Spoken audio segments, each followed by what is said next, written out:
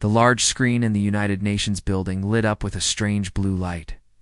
World leaders sat in their chairs watching as something appeared that they had never seen before. It was tall, looked like a giant bug, and had many eyes that stared at them without any kindness.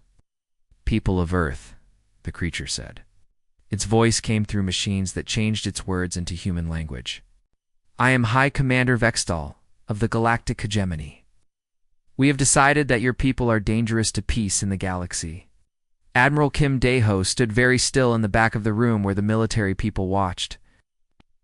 Behind his back, next to him, Dr. Park Min-ji was writing fast on her tablet. She wanted to write down everything about this first meeting with aliens. But this meeting was not friendly at all. "You have 72 days to leave Earth completely," Vextal said. His voice was cold and final. "If you do not leave, we will destroy your world and kill everyone on it. This is not something we will talk about. We are being kind by giving you this chance." Secretary General Yoon Ha-jin walked forward. Even though he was scared, his training helped him stay calm. "High Commander, maybe we can talk about this." "And find another way?" "No," the alien said quickly. "There is nothing to talk about. Your people grow too fast and fight too much. You are dangerous to the order we have kept in the galaxy for thousands of years. We have watched you build cities on Mars and dig in the asteroid belt. We know you are getting ready to spread across the galaxy." When the alien disappeared from the screen, everyone in the room started shouting. People from different countries yelled in many languages. Some wanted to start moving people off Earth right away.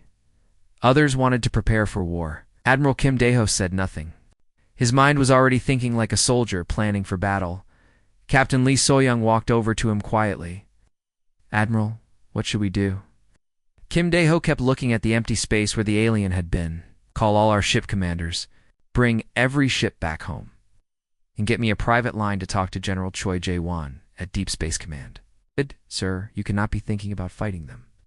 They can travel between stars. Their weapons must be." Captain Kim Dae-ho turned to look at her. His face was serious but strong. "In my 40 years as a soldier, I learned something important about bullies. They think you will give up when they show how strong they are. But humans, ... we show our strength back." Dr. Park Min-ji looked up from the numbers she was working on. "Admiral, looking at how they can send messages across space and how they watched us without us knowing, their weapons must be much stronger than ours," Kim Dae-ho said, finishing her words. "I know, Doctor, but they made one big mistake." "What? Mistake?" "They gave us 72 hours to get ready." The room was still full of shouting and fear, but Admiral Kim Dae-ho was already making plans. He knew the aliens were much stronger than humans. He knew they had better weapons and ships that could cross the galaxy. But he also knew something about humans that the aliens did not understand. Humans did not give up easily. When someone threatened their home, they fought back with everything they had. The aliens thought humans would be scared and run away. They thought 72 hours was enough time for billions of people to leave their planet and find somewhere else to live. But Admiral Kim Dae-ho knew better. 72 hours was not enough time to evacuate Earth, but it was enough time to prepare for war. Dr. Park Min-ji was still working on her tablet, trying to understand what the aliens could do. "Admiral, if they can watch us from so far away, and if they can travel faster than light, then their technology is hundreds of years ahead of ours." "Maybe," Kim Dae-ho said, "but they do not know everything about us. They watched our cities and our ships, but they do not know what we keep hidden." Captain Lee So-young looked confused. "What do you mean, sir?" Kim Dae-ho smiled, but it was not a happy smile. It was the smile of a soldier who had been in many battles. "They think they know humans because they watched us build and explore, but they never saw us when we were really threatened. They never saw what humans do when someone tries to destroy our home." Around them, the world leaders were still arguing about what to do. Some wanted to try to talk to the aliens again. Others wanted to start building ships to carry people to other planets, but Admiral Kim Dae-ho knew there was only one choice. "Captain, send a message to all military commanders on Earth and in space. Tell them we have 72 hours to prepare for the biggest fight in human history." As Captain Lee So-young hurried away to send the messages, Dr. Park Min-ji looked worried. Admiral, do you really think we can fight them? Kim Dae-ho looked out the window at the city below, where millions of people lived and worked and loved their families. Doctor, they came here thinking we would be afraid. They are about to learn that when you threaten a human's home, fear is the last thing you should expect. The enemy ships appeared in space like a dark cloud covering the sun.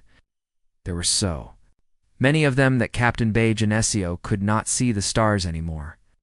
He stood on the bridge of his ship, the EU's Harmony, watching his screen fill with red dots that meant danger. How many ships? He asked his weapons officer. Lieutenant O. Selkie looked at her screen and her voice shook a little.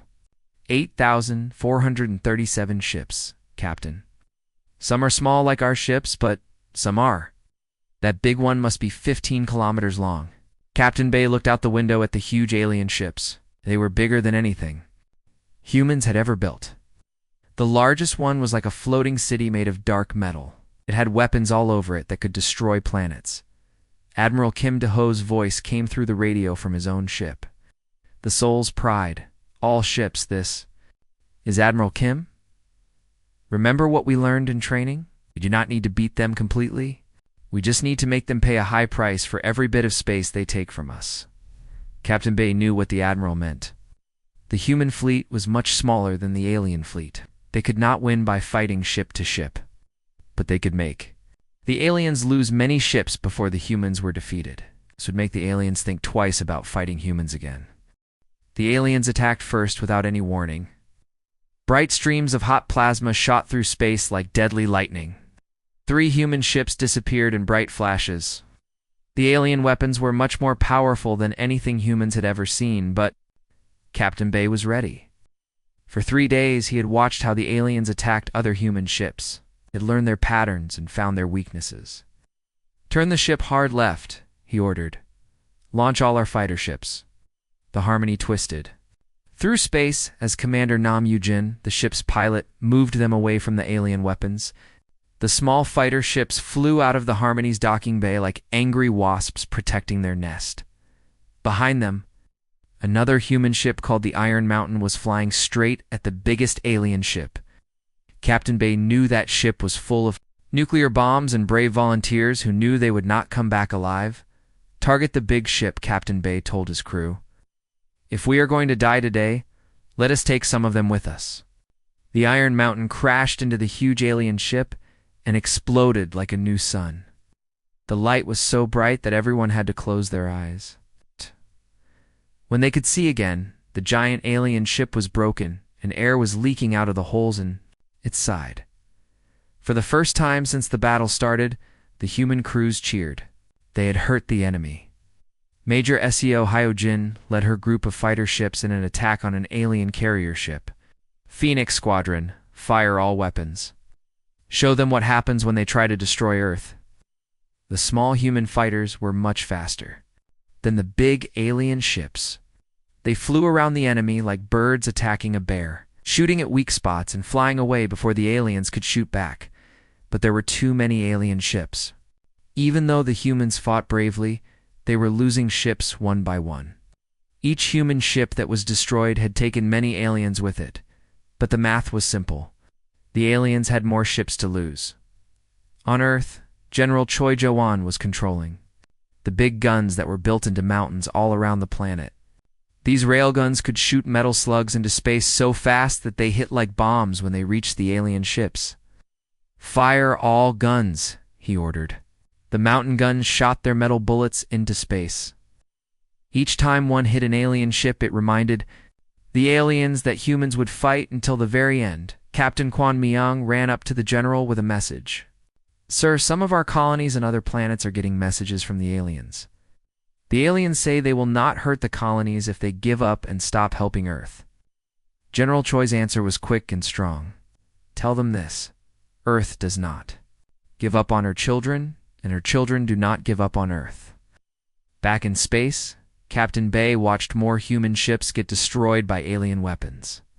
But he also saw that every human ship was taking several alien ships with it when it died. The aliens were winning, but they were paying a price they had not expected.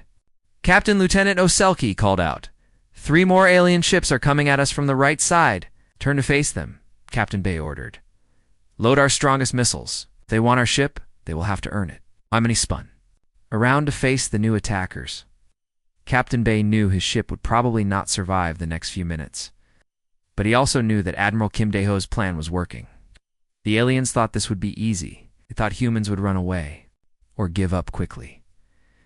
Instead, they were learning that humans were like cornered animals. When you tried to destroy their home, they became more dangerous, not less dangerous. Every human ship that was destroyed sent a message to the aliens. This will not be easy, and it will cost you more than you expected to pay. The battle for Earth had only just begun, but already the aliens were learning to fear the humans they had tried to destroy, deep under the Korean mountains. Dr. Park Min-ji worked at a control panel that looked like something from a science fiction movie. Rans moved quickly over the buttons and screens, and sweat was running down her face. She was starting the most secret project that humans had ever built. The quantum network is working, said her helper, Dr. Yoon Taehan. All our hidden stations across the solar system are connected and ready. Good, Dr. Park said, her voice tight because she was trying to concentrate. Start releasing the nanobots. It's time to show these aliens what humans can really do in a war. High above them in space, the battle was still going on. Admiral Kim Dae-ho watched as more and more of his ships were destroyed by the aliens. But he was not worried. The fighting in space was just to buy time. The aliens thought they were fighting primitive humans with simple rockets and nuclear bombs. They were about to learn they were very wrong. The first strange thing happened when alien ships started having problems with their machines. Commander Vexenar was on his alien ship called the Void Stalker when his air-making machines started making poison gas instead of clean air. Engineering team? What is happening? He shouted into his communication device. We do not know, Commander. The tiny machines that fix our ship seem to be changing themselves into something else. Captain Han Seo-gajin was hiding in his invisible human ship, listening to the alien radio messages. He smiled when he heard about their problems. The nanobots are working perfectly. First they attacked the air systems, then the weapons, then the engines. The tiny machines that humans had sent into space were smaller than anything the eye could see. They were designed to get inside alien ships through the air vents. Once they were inside, they found the alien ship's own tiny repair machines and changed them into weapons that attacked the ship from the inside. But the nanobots were just the beginning of humanity's secret weapons. Colonel Kim Yo-jin turned on another hidden system that had been disguised to look like communication satellites. These were actually huge machines that could accelerate asteroids to incredible speeds. The asteroid 2024 KX is ready to launch, reported Major Jung Soo-bin from the control room. The rock was shot through space at 20% the speed of light. When it hit the alien flagship, the huge ship simply disappeared in a flash of light. 3 smaller alien ships near it were also destroyed by the pieces flying everywhere. Hi, Commander. Bextel felt fear growing in his alien hearts as reports came in from all over his fleet. How is this possible? Our spies told us they were a primitive species with simple weapons. His tactical officer, Subcommander Kratha, looked at the data with growing horror. Sir, they have been hiding their real technology from us. These weapons are more advanced than some of our own. On Mars, engineer Lee Dong-wook activated his special project. He had been working on biological weapons made from alien DNA that his team had secretly collected. These viruses were designed to make only aliens sick, and they started spreading through the enemy ship's air systems. Within hours, alien crew members on dozens of ships started getting very sick with diseases that attacked their specific alien biology. The viruses did not kill them quickly, but made them too weak to fight. Dr. Park Min-ji watched her screens as reports came in from across the solar system. All nanobotic infiltrations successful. Alien fleet effectiveness down by 60% and falling. The aliens had thought they were fighting humans with guns and missiles. Instead, they found themselves fighting an invisible enemy that attacked them from inside their own ships. Every breath of air might contain tiny machines that would turn their own technology against them. Every asteroid in space might suddenly become a weapon moving faster than their ships could dodge. Retreat to safe distance. High Commander Vextel ordered his fleet. Oh, we need to study this new situation. But as the alien ships tried to pull back, Admiral Kim Dae-ho gave new orders to his remaining human ships. All vessels, begin Phase 2 operations. Now, we take this fight to their home worlds. The aliens had expected to fight a quick, easy war against primitive humans. Instead, they discovered that humans had been preparing for this war for years. While the aliens watched human cities and counted human ships, they missed the real weapons hidden in mountains, disguised as satellites, and built into the very asteroids of the solar system. Dr. Park. Minji allowed herself a small smile as she watched the alien fleet retreat in confusion. They wanted to exterminate us because they thought we were dangerous.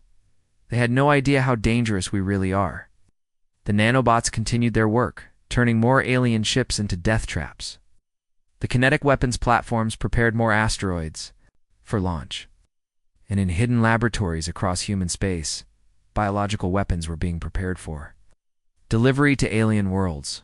The aliens had started this war thinking they would easily crush a primitive species. Now they were learning that humans had been ready for this war long before the first alien ship appeared in Earth's sky. The hunters were about to become the hunted. Captain Park Chan-woo and his team appeared suddenly on the alien planet Caraxes.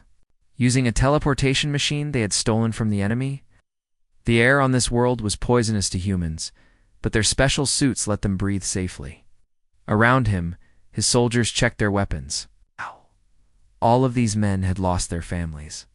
When the aliens attacked Earth, "Remember," Park Chan-woo said into his radio, "we are not just here to attack military targets. We are here to send a message that they will never forget."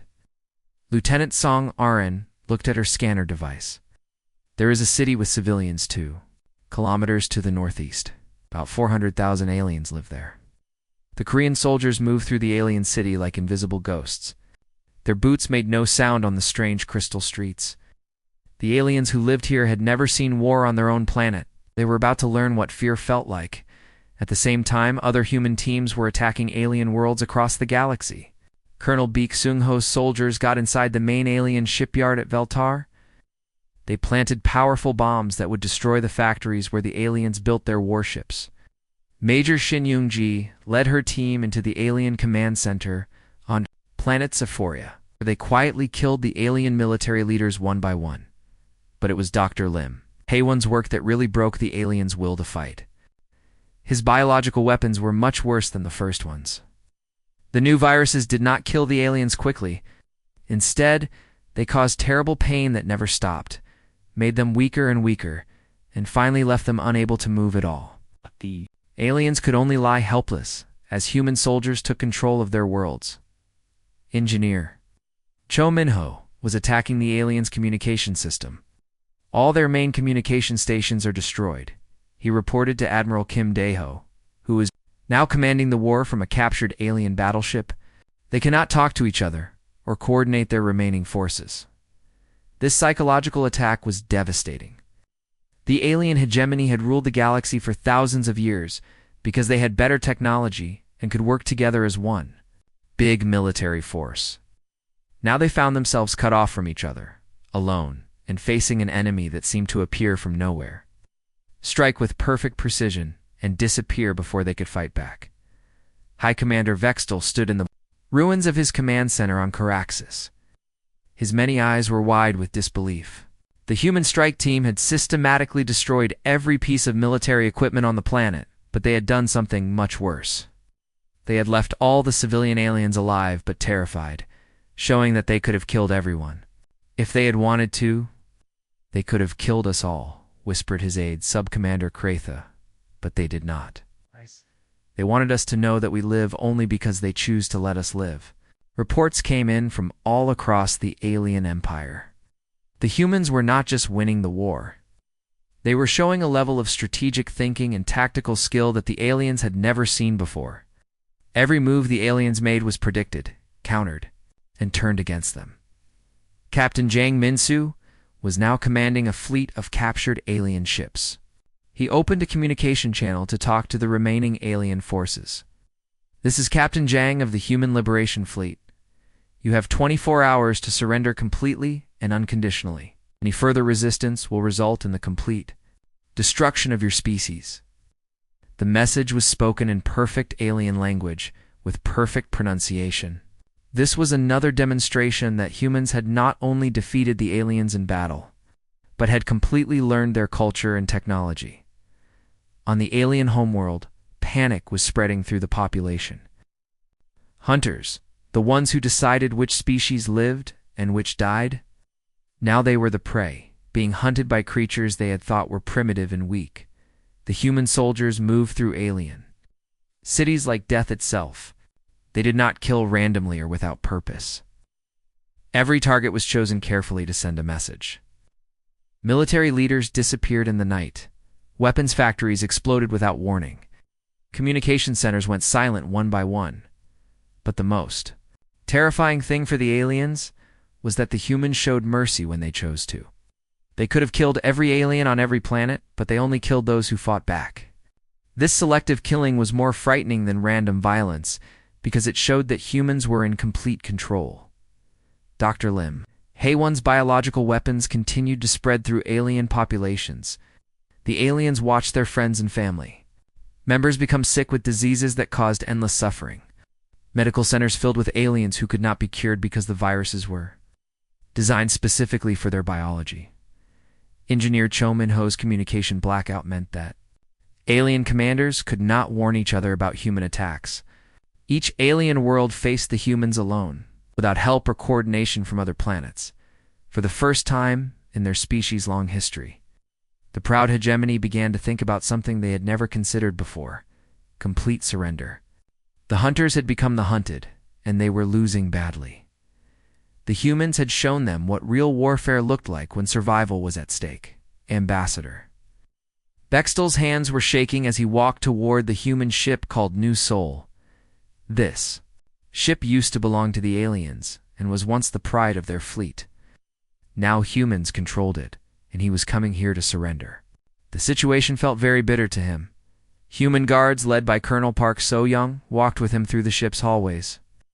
The corridors now had both alien technology and human changes.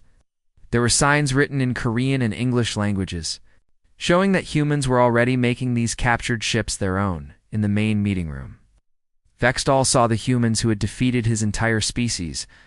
Admiral Kim Dae-ho sat at the head of the table. His face showed no emotion, but his eyes held the anger of someone who had watched his people die. Next to him sat Dr. Park Min-ji, the scientist who had created the tiny weapons that destroyed alien ships from the inside. Colonel Kim Yo-jin sat on the other side. She was the one who had used asteroids as weapons to smash the alien fleet. "Hi, Commander," Admiral Kim Dae-ho said, speaking perfect alien language. This reminded Vextal again that humans had learned everything about alien culture. "I understand you want to talk about surrender terms." Vextal's many eyes blinked very fast, which showed he was extremely distressed. Admiral Kim, the Hegemony Council, formally asks for mercy. "We admit complete defeat and surrender without any conditions." General Choi Jae-won leaned forward. His voice carried barely controlled anger from a man who had watched his home planet burn. Mercy? You came here to kill every man, woman, and child on Earth. You wanted us all dead. Now you ask for something you would never have given us. "We were wrong," Vextal admitted, his voice very quiet. "We underestimated your species. We thought you were savages, but you have shown military abilities that are better than our own. Your weapons technology, your battle tactics, your ability to adapt and overcome problems. We've never seen anything like it." Dr. Park Min-ji looked at her tablet and spoke in a clinical voice.